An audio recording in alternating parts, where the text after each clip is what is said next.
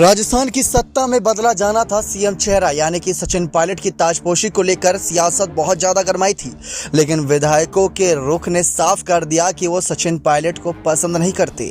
जी हां, विधायकों में से कई सारे ऐसे विधायक भी थे जिन्होंने उस रात का खुलासा करते हुए ये कहा था कि उन्हें ये तक नहीं पता था कि हम सब अपना इस्तीफा सौंप रहे हैं। जब बाद में पता चला तो कई विधायकों ने अपना इस्तीफा वापस लिया। लेकिन सवाल ये उठता है कि आखिर ये सब चाल षड्यंत्र किसने रचा था। तो इसमें 3 मंत्रियों के नाम सामने आए थे, शांति धारीवाल, धर्मेंद्र राठौड़ और साथ ही साथ महेश जोशी। इन्होंने अपना रुख साफ कर दिया था सोनिया गांधी के कारण बताओ नोटिस के सामने। कारण बताओ नोटिस का जवाब देते हुए उन्होंने साफ कहा था कि उस रात इन्होंने कुछ भी नहीं किया था, इनकी कोई गलती नहीं थी और उन्होंने साफ तौर पर कहा कि विधायकों का अपना ही खुद का ये सब फैसला था। लेकिन मल्लिकार्जुन खड़गे अब नए आला कमान हैं और खड़गे के कड़क फैसले आप जानते हैं किस तरीके से यहाँ पर राजनीति में भूचाल ला देते हैं।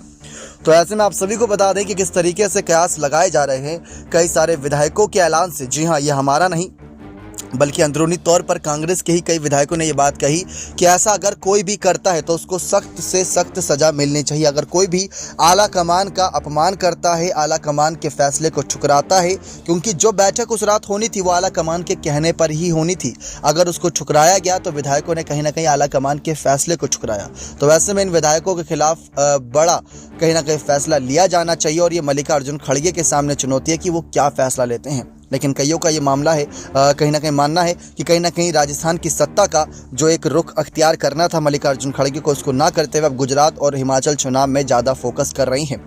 लेकिन कईयों ने यह कहा कि इन विधायकों के खिलाफ सख्त से सख्त कार्रवाई हो ताकि आने वाले वक्त में कभी कोई भी कितने बड़े पद पर ही क्यों ना हो, उनको ऐसा करने से पहले सोचना पड़े और सोचें तो उनका कहीं ना कहीं रूह कांप जाए कि आला कमान कोई उनके ऊपर फैसला ले सकते हैं। अगर बीजेपी या किसी और पार्टी में ऐसा हुआ होता तो शायद अभी तक उनको इस पद से हटा दिया गया होता, क्योंकि आला कमान के फैसले को आप ठुकरा रही हैं। लेकिन यहाँ पर इन विधायकों की भी गलती नहीं बताई गई थी, बल्कि गलती बताई गई थी सभी की बताई गई थी और गहलोत के विधायकों ने अपना शक्ति प्रदर्शन दिखाया था, ऐसा कहा गया था। गहलोत ने तो माफ़ी मांग ही ली थी, लेकिन विधायकों ने भी माफ़ी मांगी थी। और साथ ही साथ याद हो तो मल्लिकार्जुन खड़गे के शपथ पत्र के दौरान, यानी कि जब शपथ लिया गया था समारोह के दौरान, पूरा राजस्थान का कुनबा भी मौजूद था, यानी कि गहलोत के जितने भी विधायक हैं तमाम बड़े बड़े विधायक भी मौजूद थे। और ये खासकर जिस दिन मल्लिकार्जुन खड़गे का नाम सामने आया था उस दिन ये विधायक भी सबसे पहले ऑफिस पहुंचे थे यहाँ पर उनको बधाई देने के लिए। लेकिन सवाल ये बनता है कि क्या इन 3 विधायकों पर कोई फैसला लिया भी जाता है या फिर इनको कहीं ना कहीं माफ़ करके आने वाले वक्त में, क्योंकि राजस्थान में कांग्रेस पार्टी को एकजुट करना ही यहाँ पर सबसे बड़ा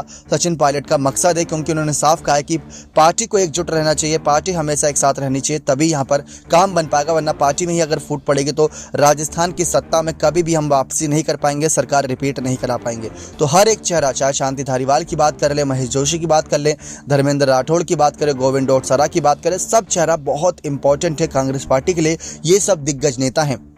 तो खड़गे को अगर कोई फैसला लेना होगा तो बहुत सोच समझ कर लेना होगा, ऐसा कई सारे राजनीतिज्ञों का मानना है। क्योंकि अगर एक भी फैसला गहलोत खेमे या पायलट खेमे को चुभता है तो सीधा असर उसका कांग्रेस पार्टी पर पड़ेगा। लेकिन सोनिया गांधी ने अपना गुस्सा दिखाया था सीपी जोशी पर भी और इन विधायकों पर भी, इसीलिए इनको कारण बताओ नोटिस दिया गया था और कारण बताओ नोटिस का जवाब भी इन्होंने अपने हिसाब से दे दिया था। लेकिन अब खड़गे के फैसले का इंतजार है कि क्या वो इनको हटाते हैं इनके पद से या इन पर कोई फैसला ऐसा लेते हैं जिसको सुनकर हर कोई दंग हो जाए, या फैसला नहीं आएगा ये मान लिया जाए। क्योंकि गुजरात और हिमाचल चुनाव अब नज़दीक है, 1-2 तारीख में यहाँ पर कह सकते हैं गुजरात चुनाव की तारीखों का भी ऐलान हो जाएगा। तो देखना दिलचस्प होगा कि क्या यहाँ पर फैसला आता है अब राजस्थान की सत्ता में इन विधायकों पर। बने रहिए चैनल के साथ ऐसी और तमाम जानकारियों के लिए बहुत बहुत धन्यवाद।